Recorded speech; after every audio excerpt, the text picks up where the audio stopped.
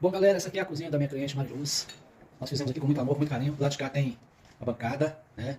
Aqui é o espaço do fogão. Aqui tem outra bancadinha seca. Embaixo nós fizemos ali o sóbrio, né? É o lugar lá de ficar suspenso o armário, né? Aqui nós temos esse tijolinho, essa lajotazinha, de vestimento tipo um tijolinho. Do lado de lá nós temos ali o retificado. Aqui nós temos um piso também retificado muito bacana. Uma bancadinha do lado de cá. Ali o espaço da geladeira. Uma bancada mais baixa com 92. Mais uma outra bancada aqui, mais alta com 1,12 m, né? Aqui ficou bacana. O projeto da minha cliente Mariluz aqui ficou bacana demais. Vamos passar para esticar, moçada. Aqui é a bancadinha mais alta, vai ficar nesse nível aqui, 1,00 m e pouco, 1,12 m, onde ela vai colocar futuramente umas banquetinhas, né? Muito bacana. Vamos olhar lá dentro como é que tá. Olha só, que show. Gente, muito bom gosto da nossa cliente. Nossos clientes aqui, né? Mariluz e Breno. É isso aí, gente. Estou muito satisfeito com o final. Estou muito satisfeito. Quando a gente gosta, né? Aí dá a impressão que o cliente também vai gostar. Que maravilha. Valeu! Quem faz com amor, mostra o que faz.